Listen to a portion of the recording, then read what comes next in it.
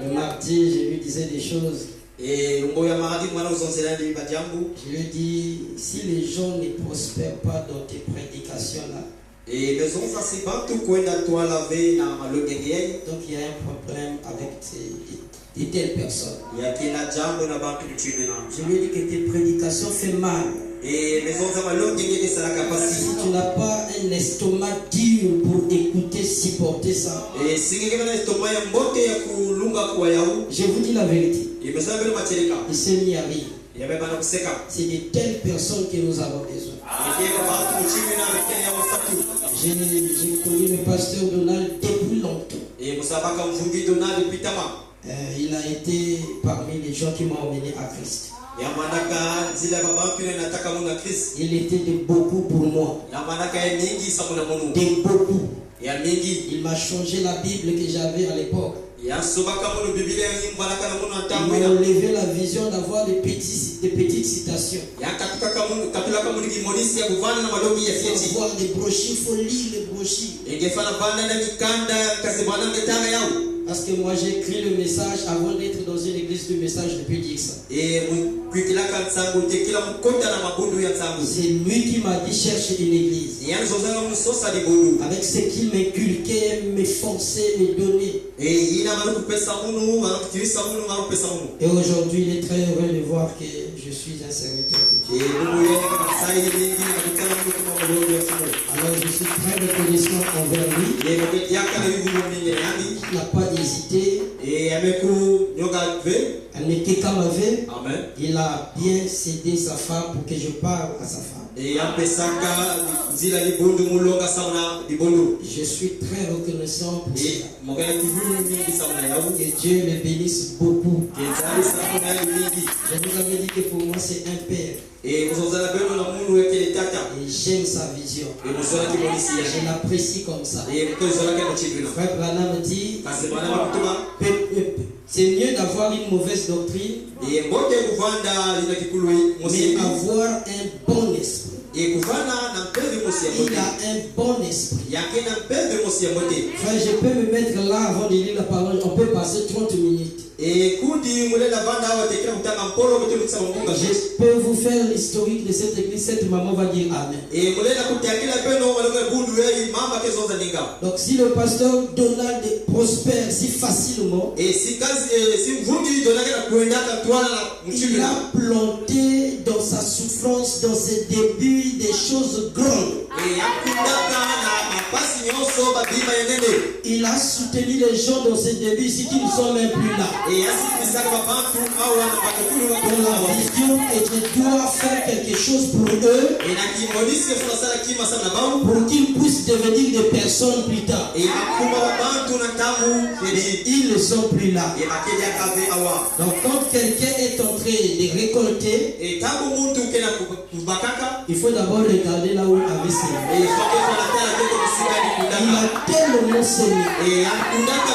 Et aujourd'hui, nous avons des bons serviteurs de Dieu qui sont en train de tourner sur place. Vous savez, quand un oiseau reçoit une pierre quelque part, cette terre-là ne va plus marcher. Et quand ça va marcher, il ne fera que tourner sur place. Pourquoi?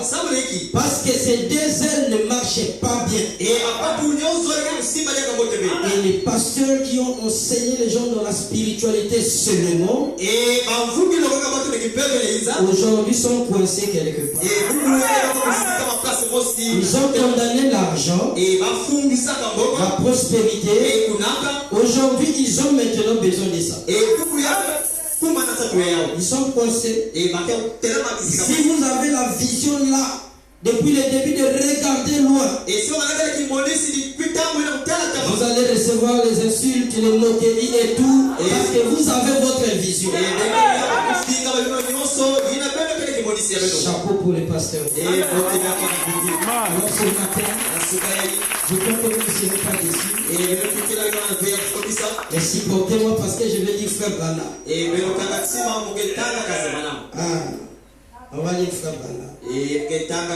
Et je sais que vous aimez Frère Branham. Donc je vais parler sur un sujet qui ne fera pas mal aux enfants de Dieu. Amen. Donc levons-nous, nous allons lire la parole.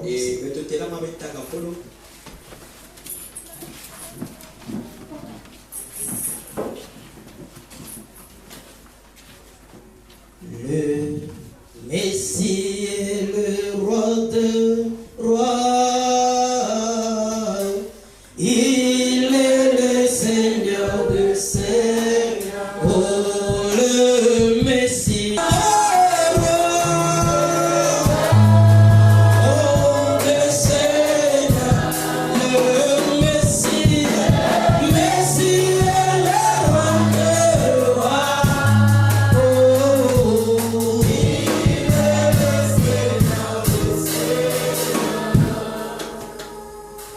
Seigneur Jésus, notre Père. Toi le Dieu véritable. Ta parole déclare dans Colossiens 3, le verset 17. Et tout ce que vous allez faire, que ce soit en parole comme en œuvre, faites-le au nom du Seigneur. Oh Père, nous venons ce matin, Seigneur de gloire, non pas pour venir voir un homme, non pas pour venir contempler la gloire d'un homme, mais c'est pour venir contempler la gloire du Dieu vivant. C'est pour venir honorer notre Dieu puissant. Oh Seigneur, tel que nous sommes là, nous sommes, Père éternel, dans une assemblée mélangée, où il y a des enfants de Dieu Père, décisifs dans ta parole. Il veut tirer profit de ta parole. Il veut te prendre sous parole. Il veut être béni ce matin. Il regarde dans la parole. Seigneur, je ne suis pas un homme éloquent. Je n'avais pas fait de longues études. Mais toi, tu avais trouvé que c'était moi. Alors je te glorifie et je te dis merci pour cela. Et permets, Seigneur, ce matin. Est-ce que on a dit que quelqu'un soit guéri au nom de Jésus? Peu importe la décision de la famille, peu importe les clans de la famille, peu importe les décisions familiales, peu importe la décision des ennemis, au nom de Jésus, Seigneur, sur base de ta parole, que nous allons lire, que nous allons écouter, je déclare que quelqu'un soit guéri. Père de bonté, Père de miséricorde, ce matin, sois miséricordieux. Il y a des gens, Père, qui sont partis de loin, qui sont venus, Papa, en payant leur ticket. Mais permets, Seigneur, que cela ne soit pas en vain. Que chacun témoin de sa présence ce matin, il n'est pas venu pour perdre son temps, mais que notre conscience soit dans cette salle. Au nom de Jésus, je maudis tout mauvais esprit, les esprits de blocage, les influences démoniaques, les esprits des sorciers, pour les dieux des esprits, pour le patron. Au nom de Jésus, bénis cette assemblée, bénis cette réunion, bénis ta parole, élève ton serviteur, afin de saisir, Papa, enclenche le problème dans cette assemblée. Bénis le pasteur Donald, bénis sa mission, laisse qu'il soit sous la conduite de l'ange du Seigneur, et que la colonne de feu soit devant lui. Je recommande sa femme, ses enfants et toute sa maison entre tes mains, et je recommande tous ses collaborateurs entre tes mains, au nom de Jésus. Seigneur de gloire, après cette prière, bénis la lecture de ta parole, et laisse que Dieu chante une déclaration qui sera faite, Père, pour le profit d'un fils de Dieu.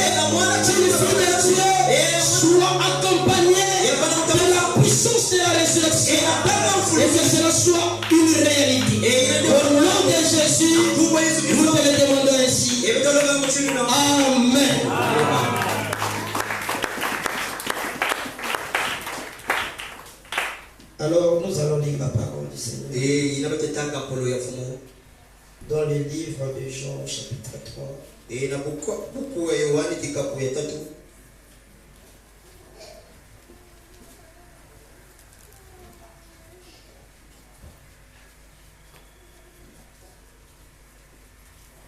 Jean chapitre 3.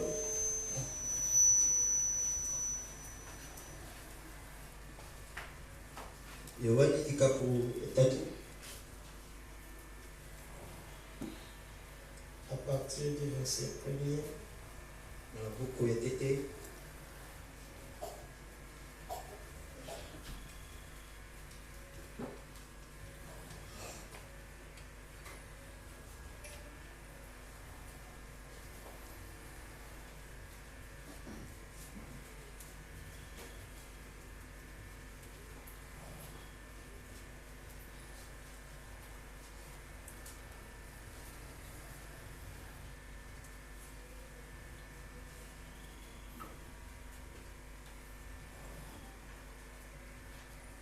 Ok.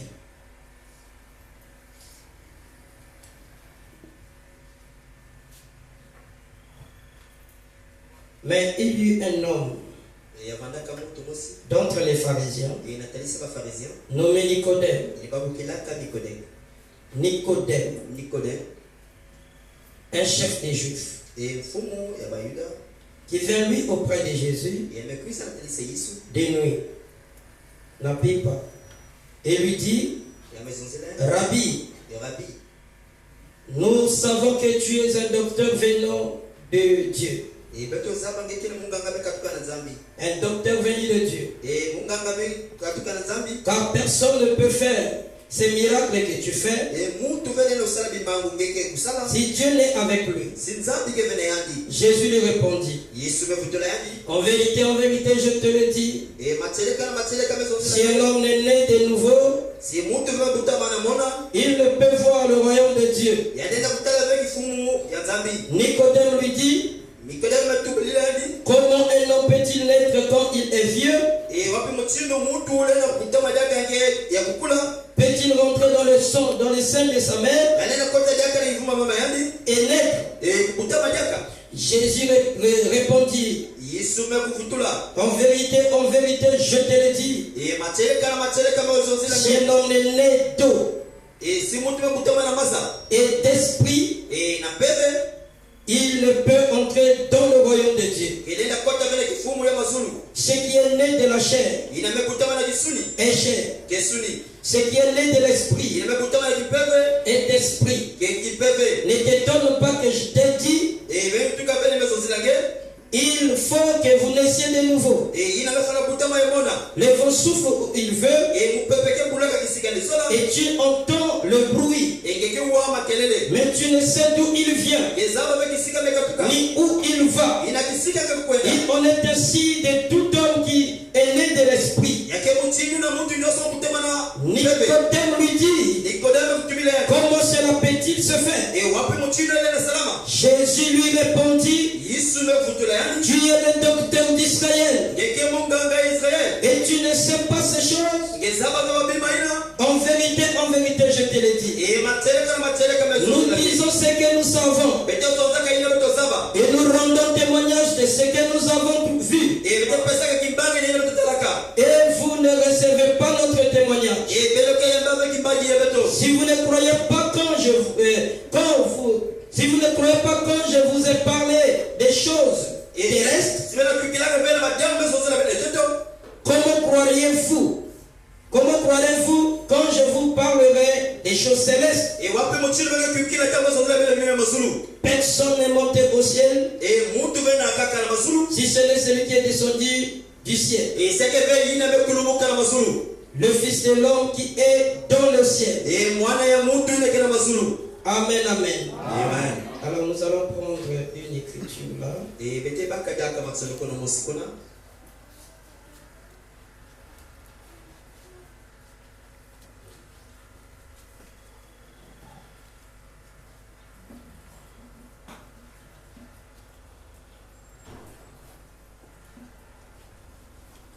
Dans le 3e épître de Jean.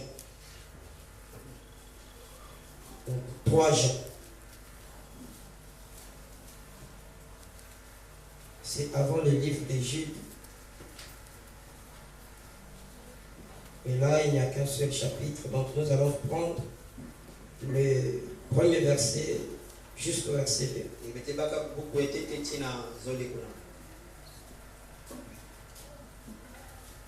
3 Jean. L'ancien Agaïs, le bien-aimé que j'aime dans la vérité. Bien-aimé, je souhaite que tu prospères à tous égards et sois en bonne santé, comme prospère l'état de ton âme. Merci beaucoup, vous pouvez vous asseoir. Et que tu bénisses la lecture de sa parole. Amen. Amen. Alors je vais vous donner mon sujet. L'évolution des croyants nés dans le royaume de Dieu. Est-ce que vous le croyez? Un enfant qui est né dans le royaume de Dieu, qui est né dans le royaume de Dieu, condamné à évoluer. Tu es condamné à l'évolution. Amen, amen. Tu dois évoluer. Parce que s'il n'y a pas d'évolution dans ta vie, il y a un problème qui cloche quelque part. Quand l'enfant naît, on l'observe, on le regarde. L'enfant doit évoluer. L'enfant ne doit pas rester ce qu'il est depuis le premier jour. Il doit commencer à marcher à 4 pattes. Et puis après, il doit commencer à lancer les pas. Il y aura une maman à ses côtés qui va lui apprendre à marcher. On va lui mettre même des morceaux de cuisse ou de pain pour lui pousser à marcher. Pourquoi? Les parents sont en train de veiller à son évolution. Même les choses que l'enfant doit manger. Quand il est encore bébé, même la pharmacie nous oblige des choses. Même les pédiatres nous obligent des choses. Juste pour l'évolution, la croissance de l'enfant. Quelqu'un dit amen. Dans la marche chrétienne, c'est pareil. Quand tu es venu dans le message, tu as écouté les 7 sauts, tu as écouté les 7 tonnerres, les 7 âges de l'église. C'est bien. Amen, amen. Mais qu'est-ce que cela produit dans ta vie? Qu'est-ce que cela a fait de toi? Alors nous devrions comprendre des choses avant d'arriver un peu plus loin. Si tu ne comprends pas, tu n'iras pas loin. Si tu n'as pas une vision, tu tourneras sur place. Nous ne sommes pas sur la planète Jupiter ou Mars. Nous sommes sur la planète qu'on appelle la planète Terre. Tous nous savons ce qui se passe. Personne ne peut nous tromper. Quand ça ne marche pas, ça ne marche pas. Quand ça marche, même si tu ne dis pas que ça marche, il y aura quelqu'un qui dira que ça marche dans sa vie. Amen, amen. Donc nous sommes des humains sur la terre. Quand les choses marchent, ça marche. Et lorsque ça ne marche pas, toi-même tu peux dire que ça ne marche pas. Tu étais venu à Fontaine de Vie. Tu connais comment tu étais. À quel niveau tu étais. Tu es arrivé où avec le Seigneur. Qu'est-ce qui a changé dans ta vie? Amen, amen. On nous prêche la